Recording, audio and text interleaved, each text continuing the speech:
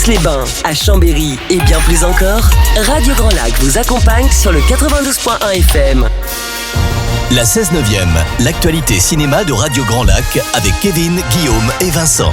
Et bonsoir à toutes et à tous et bienvenue dans la 16/9e, votre émission sur l'actualité cinématographique, toujours sur Radio Grand Lac 92.fm, le DAB+, radiograndlac.com et les applications smartphone Radio Grand Lac. Nous sommes ravis de vous retrouver cette semaine en compagnie de Guillaume et Vincent. Bonsoir messieurs. Bonsoir messieurs également. Et je tiens aussi à signaler que vous pouvez toujours retrouver l'intégralité des replays de l'émission 16/9e et toutes les émissions de Radio Grand Lac sur la chaîne YouTube Radio Grand Lac. Et nous vous remercions de l'accueil chaleureux que vous avez réservé à l'émission de la semaine dernière dédiée à la mémoire de Robert Redford. Ça a attiré les foules apparemment. Donc voilà. Donc écoutez, tout est disponible. Vous pouvez retrouver. On est à la. Ce soir, c'est la 82e émission de la saison. Bientôt la 100e, je crois, aux alentours de février. Hein, donc t'as déjà calculé. J'aime bien calculer. Ça se fait. Il y a le champagne qui est prévu que t'as mis déjà au pour la 100e, ouais. D'accord, ok. Ouais. Il sera glacé là. Et donc du coup, le programme de la soirée, eh bien, on va commencer bien évidemment par les sorties de la semaine, comme d'habitude, une semaine marquée par de grosses sorties. Puis ensuite, on aura nos avis sur les films sortis la semaine dernière. Alors, 2 sorties, Dalloway et Downton Abbey 3, le grand final. Alors, je triche un peu parce qu'il est sorti il y a 15 jours, mais il est encore en salle, donc je vais vous en parler quand même. Et puis, nous aurons nos conseils télé et on finira sur un focus consacré à Leonardo DiCaprio. Dit Léo pour les copains. Voilà, parce qu'après Brad Pitt, on était un peu obligé de parler de DiCaprio, et puis là, DiCaprio revient en grande pompe, donc voilà, évidemment, nous allons parler de cet immense acteur. Non, en grande pompe, tu dis. Il a des grands pieds. Ça, je sais pas. Je pense qu'il fait son bon 1m80, mais après, je sais pas combien il... Non, il m'a pas l'air disport. Ouais, il peut faire 1m80 et avoir des petits pieds. Hein. Oui. Et inversement, d'ailleurs. C'est pas ce qu'on lui souhaite. Mais enfin voilà, c'est le programme de la soirée DiCaprio. Et en tout cas, on va commencer par la sortie de la semaine. Déjà, on va parler de DiCaprio, mon cher. Oui, puisqu'une bataille après l'autre qui sera disponible aux Toiles du Lac, au Pâté à l'Astrée, donc du grand Paul Thomas Anderson, à ne pas confondre avec Paul W.S. Donc oui. Avec Leonardo DiCaprio, Teyana Taylor et Sean Penn, bien évidemment. Donc, ancien révolutionnaire désabusé et paranoïaque, Bob vit en marge de la société avec sa fille Willa, indépendante et pleine de ressources. Quand son ennemi juré refait surface après 16 ans et que Willa disparaît, Bob remue ciel et terre pour la retrouver, affrontant pour la première fois les conséquences de son passé, et on écoute un extrait. Histoire de pas déclencher l'explosion par erreur. T'arrêtes pas. Sors-nous le grand jeu. C'est le coup d'envoi de la révolution. Et notre message est clair. On se retrouvera, c'est sûr. Et je te manquerai pas ce coup-là.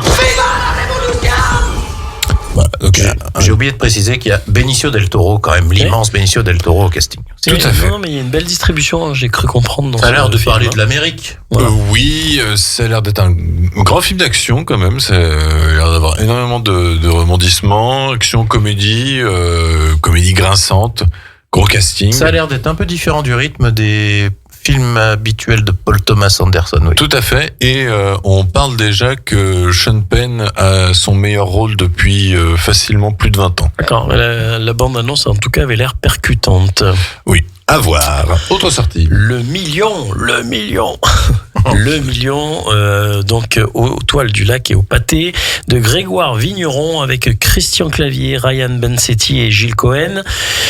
Pensant à tort qu'il ne va pas être promu par son entreprise, Stan craque et décide de voler dans le coffre de son patron une valise contenant 1 million d'euros d'argent sale. Direction l'aéroport avec sa copine, mais en route, un coup de fil lui apprend qu'il obtient la promotion dont il rêvait. Il a alors une nuit pour rattraper son erreur et remettre le million dans le coffre. Pour cela, il va faire appel à Hippolyte, un serrurier peu regardant sur la déontologie. On écoute un extrait. Et la clé du bonheur, j'écoute. C'est là. Ah. Ça, c'est une porte verrouillée, c'est pas une porte claquée, ça. Oh, vous pouvez l'ouvrir ou pas? C'est 600 €. Très bien. Voilà. Je vous sens pas, vous. Moi, je donne pas dans les cambriolages. Hein. Non, mais c'est pas du tout ce que vous croyez. Vous voyez cette sacoche? Je dois la remettre dans un coffre avant 6h demain matin. 1 million d'euros, c'est la pomme du laiton. Voilà. Donc, ce film qui disons pour moi, une promotion faite par Christian Clavier qui est déplorable. Ouais, oui. Non, je crois pas qu'il se fait une bonne pub. Là. J'ai pas vu grand chose là. En gros, il y a une scène où on va voir la mère de Christian Clavier. Son visage a été incrusté sur une vieille dame. Et au-delà de tout ça, Christian Clavier a eu, notamment dans la vidéo de Combini, une attitude que j'ai trouvée très condescendante. Oui.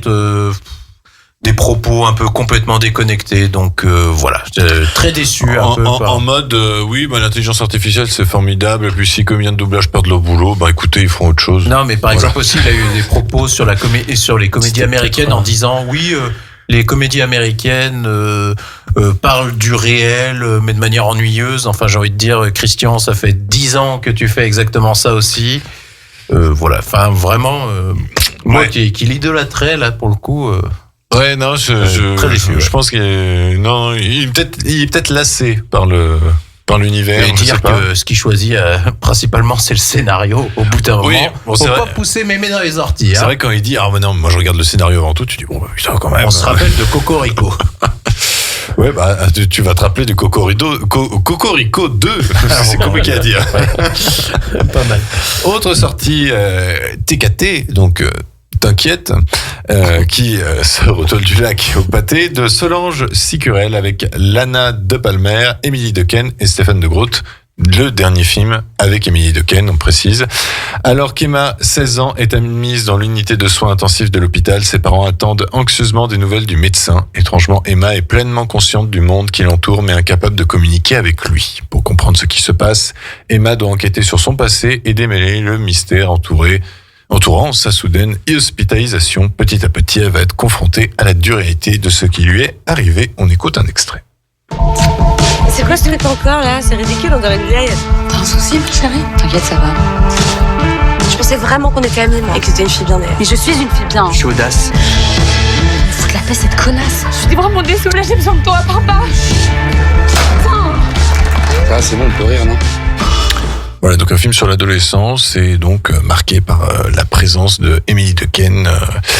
Bon, c'est le dernier film, hélas, depuis qu'elle nous a quittés, il y a déjà début d'année, il me semble.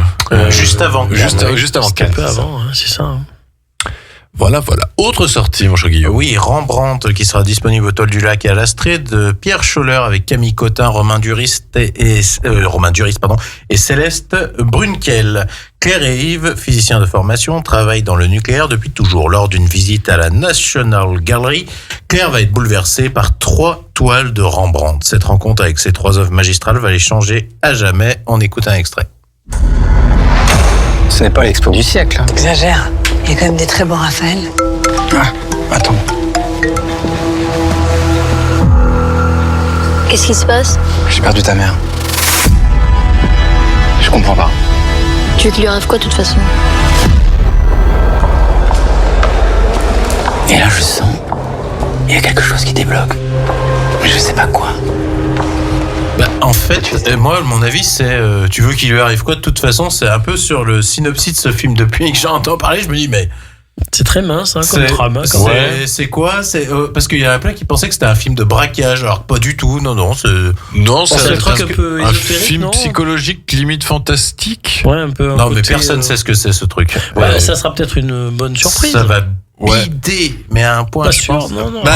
Déjà, ce qui est mauvais signe, c'est que t'as quand même Camille Cotin et Romain Duris au casting, et et Chambéry, on fait pas confiance, on le fout pas au pâté. Donc oui, en général, les distributeurs voient les films en avance, enfin les salles, donc ça sent pas bon. Autre genre, classe moyenne, au Victoria et à l'Astrée, de Anthony Cordier avec Laurent Lafitte, Élodie Boucher et Ramsi Bedia. C'est l'histoire de Mehdi qui a prévu de passer un été tranquille dans la somptueuse demeure de ses beaux-parents, mais dès son arrivée, un conflit éclate entre la famille de sa fiancée et le couple de gardiens de la villa. Comme Mehdi est issu d'un milieu modeste, il pense pouvoir mener les négociations entre les deux parties et ramener tout le monde à la raison. Pourtant, tout s'envenime. On écoute un extrait. Ah Philippe, installez-vous, faites comme chez vous. Ah, c'est marrant que vous disiez ça parce que justement il se trouve que cette maison est à moi et que vous ne payez pas de loyer. Étant donné que vous nous employez depuis 7 ans au Black, pourquoi vous n'utilisez pas l'appareil à vapeur? Ça laisse pas de traces. Puis puis ce serait moins fatigant pour vous. Voilà, une petite comédie, la comédie sociale. Ça va mal finir. Je fais une aparté rapidement pour rappeler quand même que la qualité des films, des fois, laisse à désirer. Bien Rappelons sûr. quand même que le dernier film de Cadmerade a été distribué dans 6 salles et que même le producteur a dit c'était nul. Et même le réalisateur pourquoi est allé à Quotidien en disant c'est un film absurde, mais je vous invite à le voir, c'est quand même marrant tellement c'est nul. Voilà. On pourra en débattre plus profondément, mais on va pas le faire ici. Mais pourquoi est-ce que c'est de moins en moins, c'est de plus en plus médiocre, on va dire, au niveau des scénarios? Il faut se poser des questions aussi. Hein. Après ça, classe moyenne, on ne sait pas encore, on n'a pas vu. Le film est passé par la quinzaine des réalisateurs. L'argent qui est donné par le CNC, qui est l'argent public, rappelons-le quand même, est confié à des productions et des l'argent des scénarios. billets du cinéma. Oui, mais qui te dit que ce film est financé par le CNC? Je sais pas, mais moi, Parce que, on attention, peut se poser des questions. Tous les Il films faudrait ne sont qu'on pas regarde. tous les films ne sont pas financés par le effectivement, CNC. Non, c'est vrai. Mais la plupart du temps, quand c'est pas très bon, c'est de plus en plus le cas, hein, malheureusement. Et puis rappelons que donc le CNC c'est notre argent certes, mais ça vient des billets de cinéma. Oui, mais c'est aussi, ça tourne de manière publique. Hein. Voilà. Donc, on décortiquera ça une prochaine fois, si tu veux bien. Autre sortie, Muganga, celui qui soigne, qui sortira au Victoria et au Forum. Oui, parce que souvenez-vous que le Forum a réouvert ses portes. C'est réalisé par Marie-Hélène Roux avec Isaac de Bancolé, Vincent McCain et Manon Brèche. L'histoire de Denis Mukwege, médecin congolais et futur prix Nobel de la paix, qui soigne au péril de sa vie des milliers de femmes victimes de violences sexuelles en République démocratique du Congo. Sa rencontre avec Guy Cadière, chirurgien belge, va redonner un souffle à son engagement. On écoute un extrait. Violée. Je l'identifie à ma femme. Chaque mère violée, je l'identifie à ma mère. Et chaque enfant violé, je l'identifie à mes enfants.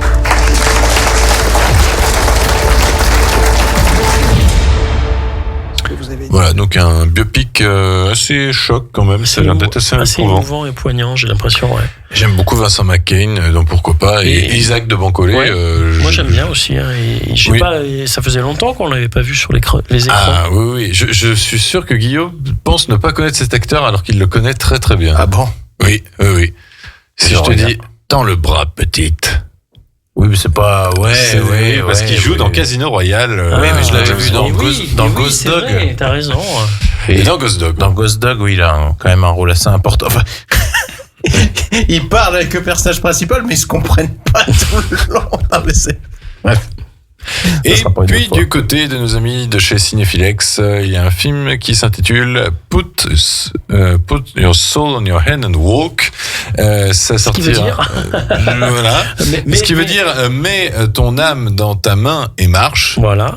C'est assez joli et je trouve assez poétique, je trouve. Oui. Alors ça sort au Victoria avec nos amis de chez Cinéphilex, mais si vous êtes de Chambéry, à noter que le film est également disponible au Forum. C'est réalisé par Sepideh Farsi et Fatma Assona. C'est l'histoire donc d'un point de vue de la part de la cinéaste de montrer les massacres en cours des Palestiniens. Un miracle a eu lieu lorsqu'elle a rencontré Fatem Assona.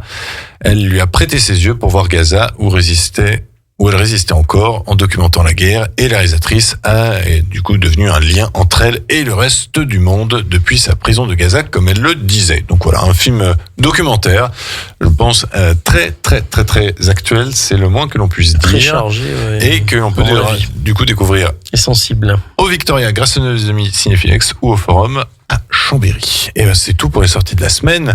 On va faire une première pause musicale avant de parler de nos avis sur les films sortis la semaine dernière. Et en première pause musicale, vu qu'ils les aiment bien comme ça, on va s'écouter Young and Beautiful. Oh, c'est petit, hein. C'est petit, Young and Beautiful, donc de Gatsby le Magnifique, un film avec Leonardo DiCaprio. On revient tout de suite après. C'est le grand bain de la vie locale. Le son de votre quotidien. La voix de votre territoire. Radio Grand Lac. Ensemble sur le 92.1 et en DAB. La 16/9e, l'actualité cinéma de Radio Grand Lac avec Kevin, Guillaume et Vincent. Et rebonsoir à toutes et à tous, vous êtes toujours sur Radio Grand Lac 92.fm pour la 16/9e, votre émission sur l'actualité cinématographique, toujours disponible sur la fréquence 92.fm, le DAB+, radiograndlac.com et les applications smartphone Radio Grand Lac. Bravo. Voilà, Guillaume et Vincent sont toujours là. Toujours. Et nous allons donner nos avis sur les films sortis la semaine dernière. Mais avant cela, mon cher Guillaume, quels sont les films qui sont toujours disponibles en salle, certains depuis 3 mois, et que nous vous conseillons toujours? Eh ben, le film F1, le film d'horreur, c'est d'horreur, hein, Évanoui. Ouais. Oui, c'est ça. Les Bad Guys 2, le film Sirat. Par contre, on a toujours un avis réservé sur Valeurs sentimentales et Conjuring, l'heure du jugement, qui poursuit sa carrière brillamment. C'est le plus grand succès pour un film d'horreur de tous les temps. Voilà. Mais par contre, on déconseille fortement le film Connemara. Ah, et pas qu'un peu. On a plutôt assez largement parlé, enfin Kevin en a parlé la fois précédente. T'as écouté l'émission au fait, Guillaume? Non. Non. Pas encore, non. Bah alors ça c'est pas chouette. Oh bah, oui, moi souvent, mais même celle qu'on fait comme ça, Non, je rigole. J'aime pas me réécouter. Non, j'essaie de rattraper, mais j'avais d'autres tu rattraperas. Là tu t'écoutes pas, donc justement tu as pas écouté. Parce Parce que que j'ai pas écouté, j'ai pas eu le temps d'écouter, excusez-moi.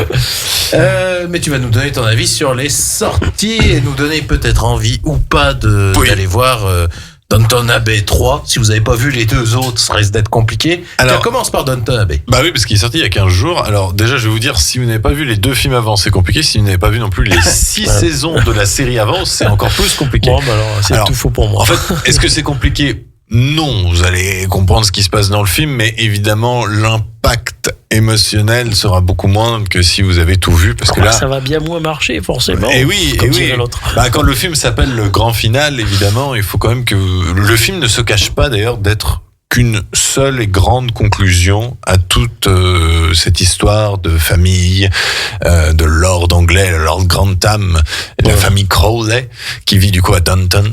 Et du coup, on retrouve tout ce petit monde, donc un casting. C'est un peu le dénouement alors. C'est totalement le dénouement, c'est vraiment un au revoir. Et d'ailleurs, la dernière scène est absolument ravageuse en termes d'émotion, très très belle, très très réussie en termes de réalisation, qui permet donc de autant rendre hommage aux acteurs passés que les acteurs présents.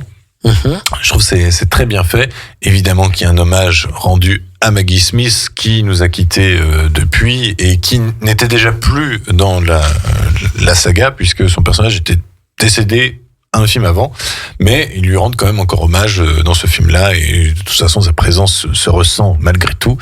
Enfin voilà, c'est très beau. Les intrigues ne sont pas non plus ultra passionnantes sur ce dernier film, ils ont eu du mal un peu à se renouveler, mais quand bien même on sent qu'il y a un beau mouvement conclusif, et que ça se termine de bien belle manière, de manière très satisfaisante pour tous les personnages. Donc franchement, ne boudez pas votre plaisir. Si vous êtes un fan de Downton Abbey, vous pouvez aller le voir au cinéma. C'est réussi. Voilà. Ok. Eh bien, d'accord. Donne-nous envie ou pas maintenant d'aller voir Dalloway, le nouveau film de Yann Gozlan. Ouais. Ou Gozlan, je ne sais pas comment on dit. Ouais, moi je dis Gozlan, mais je crois que vu qu'il est breton, il doit dire Gozlan, mais je sais pas. Enfin, franchement, je suis très circonspect de ce film. Avec donc Cécile de France et la voix de Mylène Farmer en intelligence artificielle. Et Lars Mikkelsen, qui est, il me semble, le frère de Mads. Oui, tout à fait. Oui. Et qui fait partie de l'écurie Disney même maintenant. Oui, puisqu'il est chez Star Wars. Un peu moins talentueux que son frère, quand même. Un peu beaucoup moins, mais c'est que mon avis. Mais voilà, c'est un film qui repose essentiellement sur le talent d'actrice de Cécile de France, et il faut le reconnaître, elle en a un, clairement. Elle est vraiment épatante pendant tout le film. Bon, le fait qu'il y ait la voix de Mylène Farmer en intelligence artificielle, donc pour épauler cette écrivaine qui est un peu en panne d'inspiration, j'ai envie de dire. Encore une fois, si vous faites un film sur un écrivain, il est forcément en panne d'inspiration.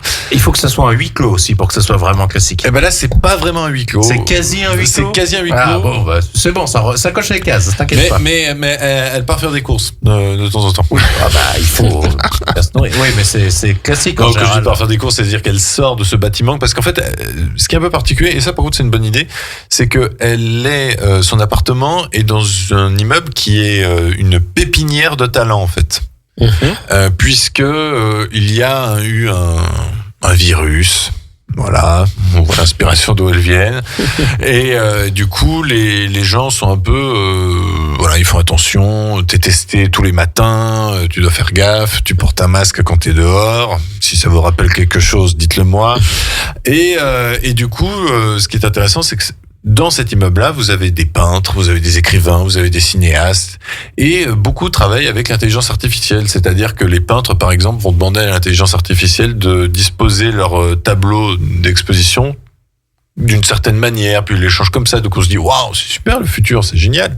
Donc les intelligences artificielles nous aident bien, mais finalement, le film est là quand même pour nous parler de l'appropriation de notre culture par les intelligences artificielles et comment ils peuvent nous singer, peut-être sans atteindre notre maestria, mais voilà, le film est là pour critiquer tout ça. C'est un petit peu tarte à la crème. Critiquer ou dénoncer? C'est pas pareil. Ah, je dirais que c'est vraiment les deux. Parce que avertir aussi, non? Ou avertir, faire un constat? Parce que là, ce que tu es en train de me décrire, c'est déjà ce qui se passe. Mais ça va plus loin, parce que en fait, c'est parce que à l'heure actuelle, l'intelligence artificielle n'arrive pas à nous surpasser sur un écrit avec de l'émotion ou quoi que ce soit. C'est pas loin. Je pense que dans 3-4 ans, on y sera. Voilà, c'est ça. On est sur la frontière mince. C'est pour ça qu'on est dans un futur très proche. Mais finalement, ça reste qu'une synthèse de tout ce qu'on a déjà fait. Donc. C'est ça. Et en fait, c'est un peu ça le problème du film, c'est que je trouve le propos... en fait, le concept de base est intéressant, mais le propos finalement ne propose rien de nouveau et ne propose pas de... Je sais pas, ça avait l'air d'être un huis clos un peu thriller. C'est pas du tout ça? En fait, c'est thriller parce que c'est ce qui me semblait aussi. Elle donnait l'impression qu'elle allait l'attaquer et la tuer, quoi. Enfin... pas du tout. Mais alors pas du tout. Ah, donc c'est de la daube. Non, non, en fait, c'est que le thriller, c'est que Cécile de France a un doute sur l'immeuble où elle est, cette organisation de pépinière et tout ça. Ouais. Et le twist, en fait, on le voit arriver à 10 km puisque c'est le propos du film. Donc forcément, on le voit arriver. Et la fin, on la voit énormément arriver puisque Cécile de France enquête sur une certaine autrice en même temps pour son prochain bouquin et qui a fini d'une certaine manière. Et on se dit, je crois que ça va finir comme ça. Et oui, ça finit comme ça. Après, je crois que tu sais, les histoires d'immeubles où il y a plein d'auteurs, artistes, ça existe. Je suis emballé, hein. Ça existe pas mal à Paris, ça, justement. Ouais, mais je trouve que c'est une bonne idée parce qu'on le voit peu dans les films. Donc, pour illustrer Parce qu'il faut éviter de dire l'entre-soi aussi du star system. Bah oui. Pour illustrer ce dont on parlait là sur l'intelligence artificielle, au regard de la médiocrité de certains scénarios, vous pensez pas qu'il y a déjà des gens qui utilisent l'intelligence artificielle pour pouvoir créer leur propre scénario? En vrai, qu'on se farcit généralement dans les grandes séances. En vrai, à mon avis, il y a quelque chose de approchant. Alexandre Astier est le premier à reconnaître utiliser une intelligence artificielle pour vérifier les faiblesses de ses scénarios. Ça marche pas. Pour développer certains personnages. Ça marche pas. Je sais pas. Non, mais là, ça devient. C'est vrai que ça devient. Ça peut être sujet crucial. Tu vois, justement, Dalloway, ça aurait été intéressant si le réalisateur a dit le scénario a été écrit par une intelligence artificielle. Là, du coup, t'aurais vraiment eu un propos qui était intéressant, là. C'était le sujet dans le sujet. C'est ça. Et ça pouvait effectivement être encore plus, ambigu et justement grinçant. Ouais. Mais du coup, non, le film suit un peu des sentiers balisés. La réalisation reste quand même intéressante. Il y a de très beaux plans, en particulier parce que, en plus du virus, il y a le fait que tu peux pas sortir de certaines heures parce qu'il fait trop chaud dehors. Et du coup, il y a vraiment un jeu avec les ombres sur les fenêtres qui s'ouvrent et tout. Tu sens vraiment la chaleur. C'est plutôt bien fichu. Et le sentiment parfois un peu d'emprisonnement du personnage dans son appartement, mais bon, ça, on l'a déjà vu ça 150 000 fois. Mais encore une fois, voilà, si vous devez voir le film, voyez-le pour Cécile de France, clairement très très grande actrice. Et le reste... Son prochain film a l'air plus alléchant, Gourou, de Yann Gozlan. Oui, parce qu'il retrouve Pierre Ninet. Oui. Et je crois qu'il est plus inspiré quand il y a Pierre Ninet dans son film. À voir, mais bon, si ça fait Après, le problème des films, est-ce que ça propose une solution? Là, pas du tout. Ouais, c'est peut-être ça aussi, tu sais, des fois, le truc où... En fait, ça ne va pas plus loin que le postulat de base que, je pense, 80% des gens sont d'accord. Donc, et que les gens qui vont voir Dalloway sont normalement assez d'accord pour dire que, voilà, on n'est pas pour que l'intelligence artificielle s'accapare toute notre humanité. Ouais. Mais en fait, ça devient de plus en plus délicat de pouvoir discerner l'un de l'autre, en fait. C'est ça le problème. qui est. D'ailleurs, qui nous dit d'ailleurs que nous ne sommes pas des intelligences artificielles, Kevin, Guillaume et moi-même. Nous sommes dans la matrice. Ça, c'est un plus vaste sujet. Sors de ce corps, sors de cet ordinateur plutôt. On va passer au conseil télé. Est-ce que vous avez des films sans intelligence artificielle? Moi, ça va être hyper rapide. Ah ben, moi aussi. Bon, alors, allez-y, tous les deux. Eh ben, cette fois, j'y vais. Cette fois, je vais vous proposer un film qui est, sans nul doute, nul, mais que j'apprécie. Et qui est, franchement, j'aime bien revoir régulièrement. Des très beaux paysages. Oui. Et donc c'est Le Prince du Pacifique qui passe lundi sur Gulli, donc la 12 à 21h05, donc Le Prince du Pacifique de Alain Corneau. Il passe tout le temps sur Gulli quand il passe. Mais oui. Et avec public. Avec Patrick Timsit, Thierry Lhermitte et Marie Trintignant. Donc en fait c'est pendant la Première Guerre mondiale, t'as Thierry Lhermitte qui va chercher des soldats justement. Pour aller se battre sur le front. Lui est blessé et il tombe sur Patrick Timsit qui lui est un escroc. Oui, un contrebandier. Oui, un escroc. Et puis il est sous les ordres aussi de François Berléand. Oui. Parce que quand je l'ai croisé sur un tournage, je pensais le papouilleur. Je veux plus de papouille, tu vois. Donc c'est assez loufoque, c'est assez lourd par moment, mais je sais pas, moi j'apprécie ce film. Il y a un côté un peu épique, aventure, avec la culture, je saurais plus dire ce que c'est, des îles, exactement. C'est ça, en Polynésie, non, il me semble. Oui, exact, en Polynésie. Ça, hein. Et je sais pas, je trouve qu'il y a une bonne vague, et le duo qu'ils avaient formé quand même plusieurs fois, Lhermitte et Timsit, fonctionne bien, quoi. Il y a ce fameux plongeon là aussi. Oui, il y a le TFO là. Ah oui, voilà, c'était impressionnant. Oui, c'était en 3D. Écoute, je me serais peut-être tenté parce que je l'ai jamais vu en fait. Il est rigolo. Ouais. Franchement, moi j'aime beaucoup. Du coup, t'as dit lundi. Donc, sur Gulli. Alors moi je vais vous parler d'un tout autre genre de film puisque c'est on va dire, ça épouse un peu tous les genres. Hein. C'est un thriller, une épouvante horreur, un film de science-fiction. Ça passe à Chérie 25 jeudi 25 septembre. À 21h05 et c'est Invisible Man de Lee Whannell. Ouais, je crois exactement. On prononce, c'est un film qui date de 2020. Alors évidemment c'est L'Homme Invisible qui est vraiment tiré d'après le bouquin de H.G. Wells. Donc j'étais en train de chercher qu'est-ce que c'est déjà H, je sais plus. Voilà, et donc il y a Elizabeth Moss et Aldis Hodge et Oliver Jackson Cohen. Alors, pour les interprètes les plus emblématiques, mais moi je connaissais pas trop. Surtout Elizabeth Moss. Elizabeth Moss est très connue. Mais pour moi, j'ai découvert ce film. Je suis vraiment tombé dessus par hasard. Il y a déjà un certain temps de ça, et j'avais été scotché par le rythme et par la tension et le déroulement même du scénario était excellent, je trouve. Et il y a une très très belle tension jusqu'au bout. Et qui se termine pas forcément comme on s'y attendrait. Ah oui.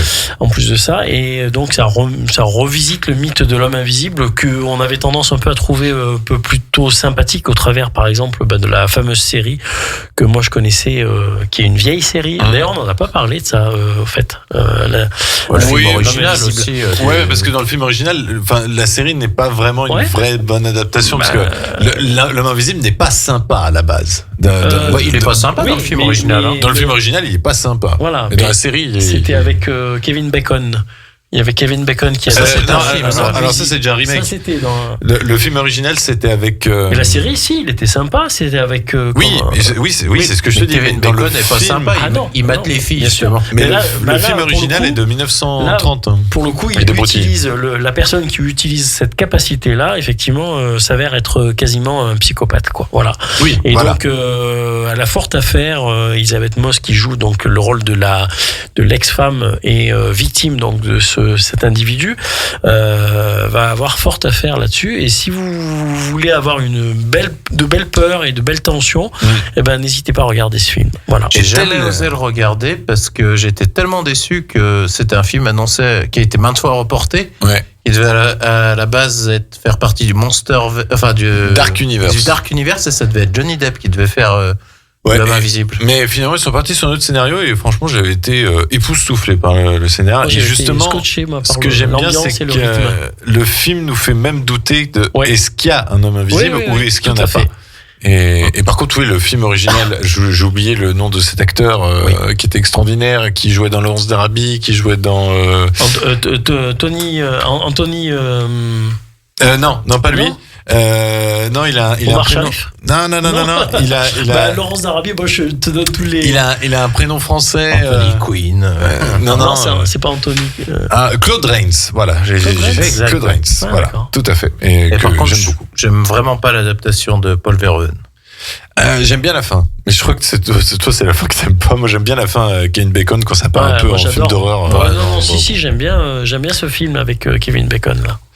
Et Elisabeth Chou et Josh Brolin, déjà un gros casting déjà. Ouais. Mais nous en reparlons peut-être un jour. Donc c'est sur Chéri 25, jeudi 25 à 21h05. Voilà, il y a beaucoup de 5. Man. Et ben on va faire une deuxième pause musicale avant de nous consacrer notre focus sur Leonardo DiCaprio. Et Leonardo DiCaprio a joué dans un Tarantino qui s'intitule Django Unchained. Et du coup on va s'écouter Louis Bacalov qui chante Django. On revient tout de suite après. Nous, c'est aussi la radio de l'identité locale. Radio Grand Lac. La 16/9e, l'actualité cinéma de Radio Grand Lac avec Kevin, Guillaume et Vincent. Et rebonsoir à toutes et à tous, vous êtes dans la 16/9e, votre émission sur l'actualité cinématographique sur Radio Grand Lac, 92.fm, le DAB+, radiograndlac.com et les applications smartphone Radio Grand Lac. Je suis toujours avec Guillaume et Vincent. Oui. Yes. Pour la dernière partie de l'émission de ce soir consacrée à Leonardo DiCaprio, Léo pour les intimes. Un acteur, on va vite arriver à la conclusion, qui n'a pas fait énormément de films, mais qui les choisit bien. Il y a eu une époque où il s'est mis à bien... Il y a eu un moment où il a réussi son virage, en fait. Oui. Il avait une chicane là, où il allait aller dans le décor et il a parfaitement négocié ce virage comme un pro. Et là, du moment qu'il est parti sur Gangs of New York, c'est parti. Parce qu'au final, il a fait quoi ? Il fait un film tous les 2 ans, 3 ans. Ouais. Et généralement, c'est des films qui, y a des à longue durée. Il a fait 2 films. Hein, oui, mais tu vois qu'il peut pas des moindres. Il peut se targuer d'avoir joué pour les plus grands, Sam Raimi, James Cameron, Woody Allen, Scorsese, Spielberg, Paul Thomas Anderson, Quentin Tarantino, Adam McKay, Clint Eastwood, voilà. Baz Luhrmann. Christopher Nolan. Et Christopher Nolan. Et qu'est-ce qui lui manque à l'heure actuelle, j'ai envie de te dire. Et en plus, j'allais dire, je sais pas. En plus, j'allais dire, c'est quelqu'un qui s'est jamais trop frotté, à part peut-être J. Edgar là, de Clint Eastwood, au biopic et au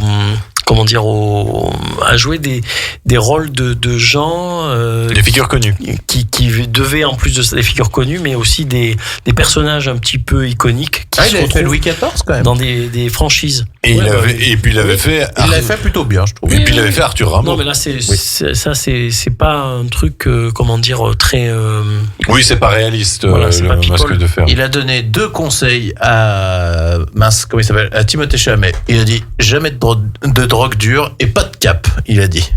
Voilà, si tu vas réussir. Comme dans Les Indestructibles, pas de cap. Il a dit pour réussir à Hollywood, pas de drogue dure et pas de cap. Bah, il avait une cape dans Dune. Oui, t'as compris quoi. Monsieur, je joue sur les mots. En tout cas, on va commencer par parler de sa filmographie. Vous savez d'où vient son prénom d'ailleurs, entre parenthèses, comment il a été choisi apparemment? Leonardo, oui, je connais l'anecdote. Sa mère était enceinte de lui et ils étaient à Florence, si je me trompe. C'est ça. Et dans un musée, et apparemment il aurait donné des coups de pied au moment où ils étaient devant un tableau de Leonardo da Vinci. Et donc du coup, voilà, ils ont choisi Leonardo DiCaprio. C'est beau, qu'est-ce que c'est beau. Ça alimente le mythe. C'est comme par hasard, tout est bien qui finit. Bon, après, j'ai envie de dire, quand tu t'appelles DiCaprio, c'est déjà à la base. C'est pas mal quand même, c'est pas mal. La moitié du boulot était déjà faite. Tu aurais pu l'appeler Dino DiCaprio. Ouais, mais heureusement, elle l'a pas appelé Johnny, parce que Johnny DiCaprio, il y avait, au moins, ça fait vraiment italien, quoi. Johnny DiCaprio, tu sais, ça fait les sosies de Johnny, tu sais, ce soir, c'est Johnny DiCaprio. Voilà. Il est parti. Voilà. On va commencer par évoquer donc la filmographie de Leonardo DiCaprio sur les années 90. Peut-être les années qu'on connaît le moins. Il a commencé avec un film d'horreur pas terrible avec des monstres qui sortent des toilettes. Critters 3. Et en plus, c'est le 3e volet. Donc c'est encore moins le bon signe. D'accord. Mais surtout, son premier rôle notable. Ouais. Ses blessures secrètes face à Robert De Niro, qui est un film étonnamment marquant. Ce qui est assez étonnant d'ailleurs, c'est un des interprètes favoris de Martin Scorsese et qui se retrouvera finalement avec Leonardo DiCaprio sur beaucoup d'autres films aussi. Oui. Enfin que Martin Scorsese va prendre Leonardo DiCaprio. Et eux ne se retrouveront que bien plus tard. C'est son second égal, on va dire. Il a eu... Parce qu'ils avaient même fait une pub assez rigolote où tu avais Scorsese à un dîner et tu avais De Niro qui arrivait et DiCaprio et il disait non mais c'est mon réalisateur. Il faisait non c'est le mien machin. Il fait attends j'ai fait plus de films que toi avec lui machin. C'était assez drôle. You talk to my réalisateur. Oui c'était un truc je crois qu'il faisait comme ça. Les blessures secrètes c'est vraiment à voir. C'est un film assez méconnu au final. Et que ce soit les performances de DiCaprio, de Robert De Niro, et je ne sais plus la femme que tu vas me rappeler comment elle s'appelle, mais il y a aussi Tobey Maguire qui fait une petite apparition, son ami depuis toujours. Voilà, lui il a d'ailleurs dans Blessures secrètes, il joue avec lui et puis ça devient un de ses meilleurs amis. Exactement. Hélène Barkin. Voilà. Et il y avait une anecdote récemment. C'est le réalisateur qui a dit à Leonardo DiCaprio, donc le réalisateur Michael Keaton-John, il lui a dit, parce qu'il lui en demandait toujours plus à Leonardo DiCaprio, la douleur est passagère, mais un film, ça reste. Voilà. Et t'as compris. Et est-ce que vous avez vu Jailbird Grape avec Lace Hallström? J'aimerais bien le voir. Avec Johnny Depp. Ouais, j'aimerais bien le voir parce qu'il a l'air d'être très touchant dans ce film au regard de l'interprétation des extraits que j'ai vus. Oui, et puis DiCaprio joue un enfant avec un handicap mental. Ouais. Je crois qu'il ne le refera pas par la suite. Non, je crois pas. Non. Donc c'est vraiment inédit dans sa filmographie. Un petit peu dans le truc avec les Indiens, je ne sais plus. Non, c'est plus que c'est un bonnet. Ouais, mais ça demande quand même un petit peu la composition. Pour le jeu, oui, tout à fait. Encore un film avec Martin Scorsese. Et là, pour le coup, Robert De Niro. C'est ça, c'est pour ça que je disais qu'il allait le retrouver bien plus tard. Rimbaud Verlaine, bon, je ne l'ai pas vu où il jouait Arthur Rimbaud. Mais il a une belle gueule. Et moi, je trouve qu'il a l'iconographie de Rimbaud. C'est vrai que je reconnais là pour le coup que c'est pas mal. Surtout à l'époque, Et j'ai l'impression qu'il a quand même pris des risques quand même assez conséquents pour dès faire le début, ce rôle, parce que c'est pas anodin quand même un rôle pareil. Hein. Mort ou vif, l'avez-vous vu de ça? Demi-Moore, Sharon Stone qui vient le chercher. Et oui, je l'ai revu en plus, je crois, il y a une semaine. Bien sympathique. J'arrive toujours pas à accrocher. Enfin, il est pas mal, mais c'est un bon. La réalisation en fait est trop cliché parce qu'il use et abuse des codes du western et en fait c'est beaucoup trop. Mais c'est pas un grand film, mais c'est un film ludique et un bon western. Voilà, ça reste un western savoureux avec, comme tu dis, les poncifs du genre un peu, mais ça se laisse bien voir, moi je trouve. Roméo plus Juliette de Baz Luhrmann. J'ai pas vu. Détesté. Alors, pas vu. J'adore. Détesté. Moi, j'avais tout. J'adore. C'est-à-dire que c'est le texte de Shakespeare, mais moderne. À Miami, avec tout des à fait. gangs de latinos et je sais plus quoi, oui. Ouais, c'est ça. C'était pas mal d'avoir pris ce parti pris, on va dire. West Side Story l'avait un peu fait d'une certaine manière. Ça faisait en fait mais là c'est le texte. Le problème c'est que ça fait plus parce qu'on dirait West Side Story mais il déclame. Ouais, mais en fait je trouve que ça demande un petit temps d'adaptation, mais après ça apporte vraiment quelque chose de grandiose. J'ai détesté. Et la musique est absolument folle. Je sais pas, je saurais pas te dire si ça va me plaire. Je le répète aussi souvent. Par contre, j'adore sa comédie musicale suivante. À Baz Luhrmann. Ah oui. C'était le Moulin Rouge juste après. Et moi j'aime pas. Oui, on a les films avec Ewan McGregor, et je dis ça pas de manière anodine, qui est doublé par Damien Whittaker. Qui double également DiCaprio. Oui. Coïncidence, je ne pense pas. C'est étonnant parce que en plus Damien Whittaker il double aussi Tobey Maguire. Oui, d'ailleurs ils étaient un peu. C'est assez étonnant. Ils ont eu un petit problème pour Gatsby. DiCaprio a pris la place de Ewan McGregor dans La Plage. Oui. Oui, tu vois comme quoi. On en reviendra un petit peu après. On va quand même. C'est la 4e dimension là. On va parler quand même du gros film Titanic. Ils sont partout. Oui, X-Files. Titanic évidemment qu'il a iconisé. Et pour l'anecdote, il voulait pas passer d'audition. James Cameron lui a dit, si tu ne passes pas d'audition, tu te casses. Et il a passé l'audition et il a eu le rôle. Je pense qu'il a bien fait de passer l'audition. Oui. Ouais, Non, mais il voulait plus. Il avait un peu le bourrichon. Et voilà. Je pense que le mot n'est pas galvaudé de dire chef-d'œuvre. Ah oui, c'est le film de romance par excellence. Je sais pas si on en avait parlé quand même de Titanic quand on a parlé des films de romance et d'amour. Parce que si on n'a pas parlé, c'est que vraiment on a fait. C'est une prouesse technique. C'est tout à la fois un grand spectacle, une histoire d'amour, un film catastrophe. Et puis les acteurs sont fabuleux, il faut reconnaître. C'est l'un des films les plus ambitieux qui n'ait jamais été fait. Peut-être le film le plus ambitieux. C'est le dernier grand film du grand Hollywood, on va dire. Oui, c'est vrai. Voilà. Il faisait parfaitement la transition avec l'amour, toujours l'amour. Oui. L'homme au masque de fer. Ah, ça, c'est mon petit plaisir. Alors, j'avoue que moi, je suis pas fan. Ah, j'adore. Il a caché un peu sa belle gueule sous un masque de fer. Le film de l'homme au masque de fer. C'est un spoil. On y croit à sa double prestation, moi, je trouve. Ouais, c'est vrai. Je trouve qu'on voit vraiment deux personnages différents et mais tu vois venir, quoi. Enfin, c'est pas une surprise. Non, mais ça n'a jamais été une surprise. Ça n'a jamais le but. C'est une surprise, ça fait si partie. Le côté d'Artagnan, machin, tout ça, tu pouvais pas savoir que c'était le père, machin. Oui, mais ça, parce que, je veux dire, justement, parce que il y a eu des précédents films à ce sujet, mais là, la légende du masque de fer, c'est le frère caché de Louis XIV, c'est connu, quoi. Oui. Est-ce que c'est vrai ou pas? Je sais pas, historiquement parlant. Non, si non, c'est pas, ça fait partie du folklore. Mais c'est vraiment très très bien écrit parce que du coup, presque on y croirait presque. Oui, mais moi j'aime bien ce film. Moi j'avoue, j'ai pas été emballé. C'est un petit plaisir coupable parce que la réalisation avec Clicheton, Gérard Depardieu aussi, on fait un peu des caisses. Comment elle s'appelle Jeremy Irons. Oui, mais qui est nul. John Malkovich. Non, John Malkovich. Judith Godrèche, par contre, qui est nul là-dedans. Oh mon Dieu. Par contre, John Malkovich deviendra super pote avec Gérard Depardieu dans ce tournage-là. Voilà. Ah oui, mais il fait un très bon acteur. Non, mais tout le monde est très bon dans ce film, mais c'est un peu cliché. Et puis il y a cette actrice qui joue justement celle qui la mère. C'est Nikita là. Oui, c'est Nikita. C'est Anne Parillo. Anne Parillo, que je trouve très bien dans le film. Oui, parce que on va pas tout spoiler non plus, mais voilà. On a déjà tout spoilé. La plage. Moi j'aime beaucoup. Ça on en a déjà parlé parce qu'on a parlé de Danny Boyle. Ouais, voilà, mais moi je l'ai jamais vu en fait. J'aime bien. C'est intéressant. C'est parce que en fait. Le problème de ce film, c'est que tout le monde croyait un peu que c'était le retour de DiCaprio en BG, quoi, dans une comédie romantique, alors qu'au final, pas du tout. Oui. C'est vraiment. Là, il opère déjà un virage. Tout à fait. Mais par contre, la promo était mauvaise, je trouve, de ce film. Gangs of New York. Je fais juste un aparté sur Don's Plum. Tu l'as vu? Non, mais il faut vraiment éviter, il paraît.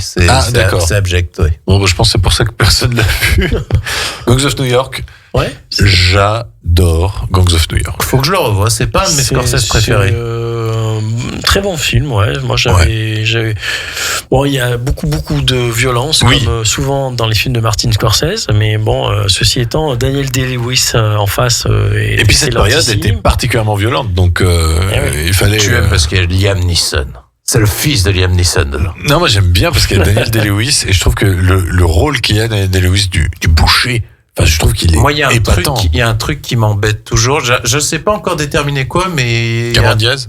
Non, je sais pas si c'est les batailles ou les machins ou le fait peut-être de ne pas être américain et de pas trop s'identifier. C'est un peu esthétisé, je trouve, quand même. Il y a quelque chose qui m'a toujours empêché vraiment de rentrer ou de te dire, je pourrais te dire c'est un bon film, certes, mais je te dirais pas c'est très grand film, quoi. Alors que moi, c'est l'un de mes Scorsese préférés. Tu vois, son suivant, Aviator, par exemple, de Scorsese, moi, je trouve celui-là magistral. J'aime beaucoup Aviator aussi. Je trouve beaucoup mieux. Howard Hawks. Je confonds toujours. Il a produit Howard Hawks. C'est ça, je confonds toujours les deux Howard. Et il y avait l'arrêt chez Spielberg entre les deux. Par contre, ça très bien. Arrête-moi si tu peux. Arrête-moi si tu peux, c'est très très bon. Ça, c'est super. Avec Tom Hanks. Et Nathalie Baye qui jouait sa maman. Oui. Et donc la femme de Christopher Walken. En plus, ça c'est superbe. C'est une très belle comédie, ouais. C'est ludique justement. Enfin, c'est basé sur une histoire vraie, voilà. Petit biopic entre guillemets. Ouais, voilà. Aviator, c'en est un aussi. Mais alors, en parlant de biopic, il rentre jamais dans un rôle de mimétisme du personnage, sauf dans J. Edgar. Si, il paraît qu'Aviator, il y a quand même fallu travailler au niveau de tous les. Ah oui, c'est vrai qu'il y avait tous les tocs et tout ça. Et visiblement, il n'a pas eu trop à forcer parce qu'il est très Et c'est surtout le syndrome de Diogène que le personnage développe. Alors c'est pas un Diogène qu'il a lui. Hein. Diogène, c'est l'accumulation. Oui, mais c'est pas autre chose. C'est plus une agoraphobie ou un truc. Ouais, mais c'est une variante parce qu'il s'enferme, il se lave plus. Le seul problème de ce film, c'est que je trouve qu'il se termine toujours trop tôt. Mais bon. Mais si, parce qu'au début, il n'y a pas un problème justement avec sa maman Sa maman, en fait, lui dit qu'il faut avoir peur des germes. Ouais. Qui est très dans l'extrême de l'hygiène. Mais je trouve toujours que le film se termine à un moment où Howard Hughes remonte en flèche, mais je suis toujours un peu déçu que ça se termine à ce moment-là. Et Les Infiltrés, très bon remake. Très très bon, j'ai bien aimé. Moi. Très bon remake, mais après avoir vu l'original, c'est vrai que l'original. Alors un petit peu au-dessus. Rappelle-moi l'original. Infernal Affairs. Eh ben, je vais te dire, je préfère le Scorsese quand même. C'est un mix du 1 et du 2. Et c'était quel acteur qui jouait dans l'original Tony Leung. Tony Leung. Donc c'est un film hongkongais. Ah, il faudrait que je le vois. Excellent. Mais par contre, je préfère même Infernal Affairs 2 au premier, que je trouve le 2 est extraordinaire. Le 2 est beaucoup mieux parce qu'en plus, préquel. Il y a des... Oui, préquel suite, il y a les deux. Voilà. Mais je suis d'accord que le 2 est mieux. Ouais. Mais je préfère Les Infiltrés quand même. Il est très bon. Ça crée un panel de bons acteurs aussi. Hein. Nicholson. Entre parenthèses, Matt Damon, etc. Il n'y a aucun problème. Il y a même Mark Wahlberg que j'apprécie dans le film. Ouais. C'est vous dire. Il va faire un spin-off sur lui d'ailleurs. On en a déjà parlé, mais bon, effectivement. Heureusement qu'ils l'ont pas fait quand même. Blood Diamond, alors j'adore très bon Blood Diamond, Edward Zwick, avec Jennifer Connelly et Jim Onsu. Très intense, avec un thriller politique, on peut dire aussi. Oui. Vraiment très très puissant, je trouve. Et puis le trafic de diamants. Effrayant aussi par certains côtés, et très crédible, très dans le réalisme du coup.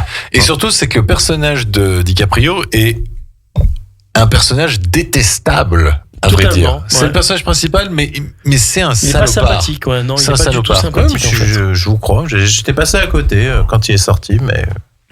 Les Noces Rebelles, alors là par contre ça c'est l'anti-Titanic. C'est Titanic. Bah oui, s'il avait survécu, ce que je dis souvent. Il est mieux valu qu'il reste au fond de l'eau finalement. Mais c'est un beau film sur la destruction d'un couple qui s'ennuie au final. Mais et ce qui est impressionnant, c'est qu'en fait tu ne peux pas donner tort à l'un ou à l'autre en fait.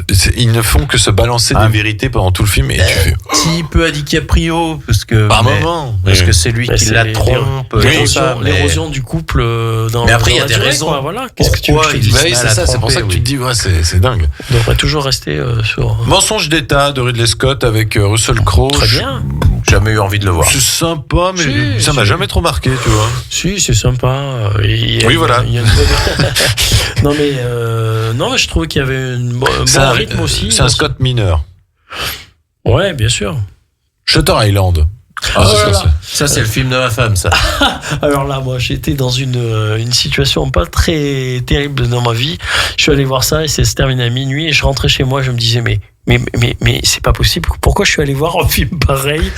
Et le film est incroyablement, il y a ficelé. Ah ouais, c'est magnifique parce que tu t'attends pas du tout à la chute. Et non, en fait, pendant tout le film, tu dis il y a quelque chose qui cloche, parce qu'il y a plein de petits indices comme ça. C'est le moins Scorsese de tout. Ah oui, par contre, mais j'aime beaucoup ce film. C'est je vais pas perdre du mot. C'est un putain de chef-d'œuvre. Ouais. Ah ouais, d'accord. Okay. Non, j'aime beaucoup. Mais faudrait que je le revoie pour ça, le peut-être dire. Sans dire le mot que tu as dit, mais. Moi aussi, je l'ai vu en pleine période où je découvrais le cinéma à 19 balais, tu vois. Et ça restait à jamais dans mon. Par contre, moi, je vais le dire après. Inception, c'est un putain de chef-d'œuvre. Alors, il y a un lien quand même entre Inception et Shutter Island. Ah, lequel est le lien à la fin où il revient sur les faux semblants. Oui, mais attends, il y a des scènes similaires avec une chute qui est pas la même pour l'un des personnages des films, mais il y a un lien. Donc je vais pas spoiler parce que c'est pas la peine de dire quoi que ce soit. Inception, entre parenthèses, je trouve que le scénario est quand même assez complexe. Si tu spoilais un mec qui a jamais entendu parler d'Inception, je suis même pas sûr qu'il comprendrait quelque chose. En fait, Inception, ce que je trouve bien et intéressant comparé à un Tenet que je trouve vraiment alambiqué pour rien faire, c'est que Inception, si tu es vraiment très attentif, au premier visionnage, tu as compris 75% du film, et ce qui reste ensuite... Ouais, j'ai pas dû être attentif. Non, c'est surtout qu'il t'explique ton concept. Voilà. Alors que Tenet, au final, quand tu prends comme il traite son concept, c'est comme si t'en étais déjà à l'épisode 2. Ouais, et que tu dois tout savoir un peu. Ouais. Jet de garde de Clint Eastwood. Alors, c'est dur. J'ai pas vu. C'est difficile. Mais moi. ça doit être très américain, ça aussi. En fait, le problème de ce biopic, c'est que la première heure s'attarde sur la partie professionnelle, qui est très intéressante, parce que J. Edgar, c'est l'ancien directeur du FBI. Et la deuxième partie, alors qu'il est encore directeur du FBI au moment du film, occulte complètement qu'il est directeur du FBI et se concentre sur sa vie privée. Et en fait, il y a un côté, la balance est pas bonne en fait, parce que du coup tu finis forcément par t'ennuyer sur la deuxième partie. J'ai l'impression qu'il est long ce film. Ah ouais. Tous les deux. Ouais. Et puis les prothèses sont pas très réussies. C'est vraiment un Eastwood pas terrible. Ouais. Oui, qui aurait pu être ambitieux par contre. Oui. Mais Django Unchained, parce qu'on est obligé d'aller un peu vite. Oui. Django Unchained, Tarantino, très très bon. Excellent méchant, on peut dire, DiCaprio. Ouais, excellent méchant, oui, c'est vrai. Ouais. Moi, je suis pas fan de Quentin Tarantino. Donc. Gatsby le Magnifique, bon, on en a un peu parlé la semaine dernière avec Vincent. Moi, j'aime pas, moi. Moi, je préfère la version avec Robert De Niro. J'aime la bande originale. Robert Redford, voilà. Mais oui, c'est... Bon, voilà. Le Loup Wall Street. Au niveau de la bande-son. Oui, la bande-son est très très bonne. Le Loup Wall Street, c'est un chef-d'œuvre. C'est un chef-d'œuvre, c'est mon Scorsese même préféré. C'est le Scorsese peut-être le moins violent, mais le plus amoral. J'aimerais bien le voir en entier parce que je l'ai pas vu. Il est vraiment amoral au possible et d'une certaine manière. Donc là aussi, c'est un peu un biopic. Je crois que il existe vraiment, Jordan Belfort. C'est ça. Vendez-moi ce stylo. Voilà, c'est génial. The Revenant. Alors là aussi un biopic. Je l'ai jamais revu depuis le cinéma. Je me rappelle d'un film très long, mais assez beau et intéressant. Et prenant, parce que c'est assez choc et des séquences assez dures. On s'ennuie, je crois. Il y a un petit ventre mou, mais ce qui nous maintient en haleine, c'est vraiment cette vengeance, cette envie qu'a DiCaprio de vouloir tuer Tom Hardy, de venger son fils. Mais en fait, il a fait une bonne pause de 4 ans. Et franchement, je trouve que The Revenant est un film assez... c'est quand même assez poignant. Un film de Alexandro González Iñárritu. J'avais vu un film récemment, je me suis dit ça fait penser à The Revenant et j'arrive plus à me rappeler un truc. Jeremy Johnson et je me suis dit ça fait penser à The Revenant. Exactement. Qui date de 2015 quand même. Déjà. The Revenant, ouais. Musique, Ryuichi Sakamoto. Oui. Voilà. Once Upon a Time in Hollywood en 2019, 4 ans après. Moi, je suis en demi-teinte, moi toujours. Je comprends pas comment les gens ont pu tant apprécier ce film. Moi, j'adore. Pour le coup, c'est un Quentin Tarantino que j'apprécie. Je vois pas ce qu'on peut adorer tant dans ce film-là, en fait. La dynamique, DiCaprio, Brad Pitt, elle est géniale. Ouais. Et puis il y a des moments épiques qui sont plutôt menés par Brad Pitt, il faut reconnaître. Oui. Je suis d'accord aussi, mais la surprise de la fin, tout le moment dans le ranch qui est quand même assez marqué par une belle tension. Mais le fond est nul. C'est vrai. Et je suis assez d'accord. Le fond, il est vide. Il n'y a pas un scénario, mais comme dans beaucoup de Quentin Tarantino, je suis désolé. Je trouve que dans d'autres, il y en a plus, alors que celui-là, je trouve qu'il raconte rien. Si, ça raconte cette époque-là. Ça raconte comment Hollywood a eu un certain moment d'innocence. C'est pareil que Babylone pour moi. Oh non, t'as fumé. Non mais t'as fumé d'un tronc d'arbre. Non mais le fond est le même pour moi. L'exécution n'est pas la même, mais le fond, la pensée est le même. Pas du tout.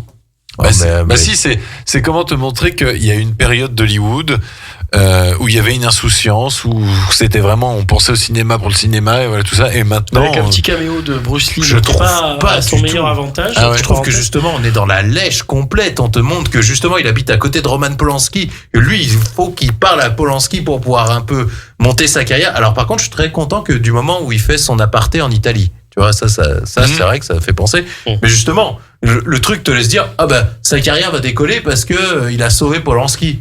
Justement, je trouve ça nul, moi. Il y a pas un côté éternel du cinéma, justement, puisqu'en plus il fait un révisionnisme de fou. Oui. Donc en mode, mais en fait, le révisionnisme qu'il fait, c'est donc de permettre à ce que dans son univers, le Hollywood qu'il appréciait, donc ce Hollywood insouciant des années 60, en fait, a perduré. Ouais, mais alors pourquoi il montre certains personnages d'un certain point de vue et il montre Bruce Lee d'une manière plutôt négative? Ça, par contre, je ne saurais pas te le dire. Ouais, mais je trouve que c'est absolument creux et c'est du... ça se regarde. Il y a beaucoup de verbiage. Il faut reconnaître. Après, c'est Tarantino. Je comprends pas l'intérêt. Tarantino, c'est ça. Je comprends pas l'intérêt. Autant sur un Inglourious Bastard, faire un peu de révisionnisme, ça sert l'histoire. Autant sur celui-là, je trouve que en fait, c'est juste pour offrir une belle fin. Oui, mais on s'en tape. Non, On s'en a rien à faire. Non, justement, il veut montrer que l'histoire normalement ça aurait terminé en bain de sang monumental et affreux. Et là, ce film-là se termine en bain de sang, mais et même si ça tu se vas aller, termine bien. tiens, on va peut-être même aller plus loin. Ça se trouve, tu fais un peu de révisionnisme en disant, vous avez vu, Polanski, j'aurais peut-être pas été ce qu'il a été si c'était passé comme ça, tiens. Non, parce qu'il a eu des débords avant. Ouais. Ah bon. Là, tu mets un éclairage moraliste qui a pas besoin d'être. J'essaie de pousser un peu dans la direction de Kevin en disant en fait ce qu'il aurait voulu.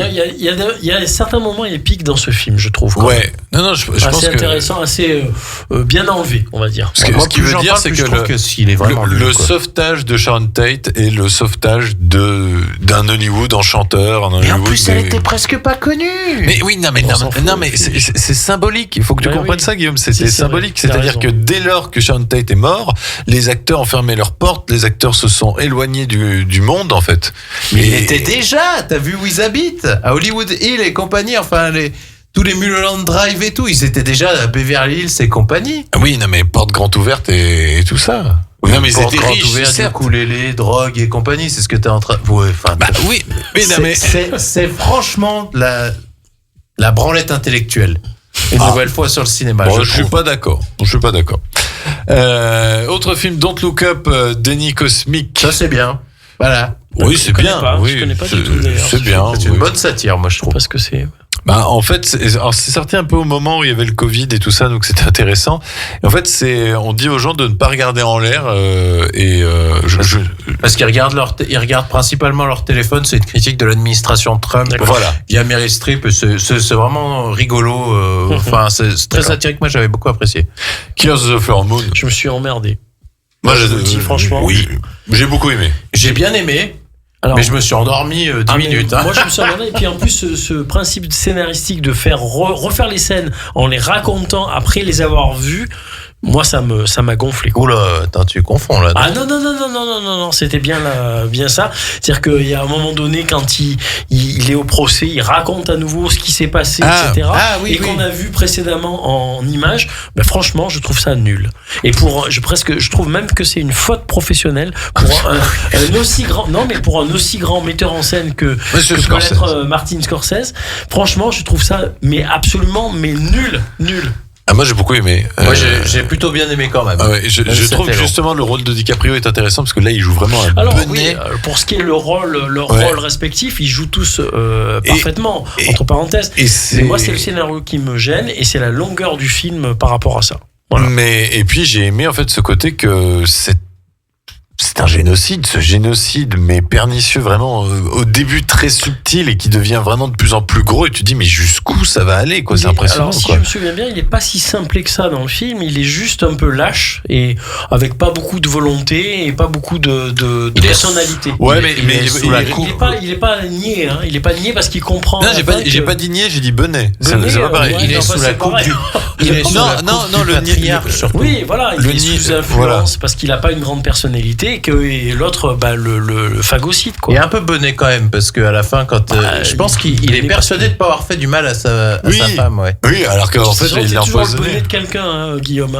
Oui, non mais dans le film il est vraiment. Il est pas con. Il sait pas quelqu'un.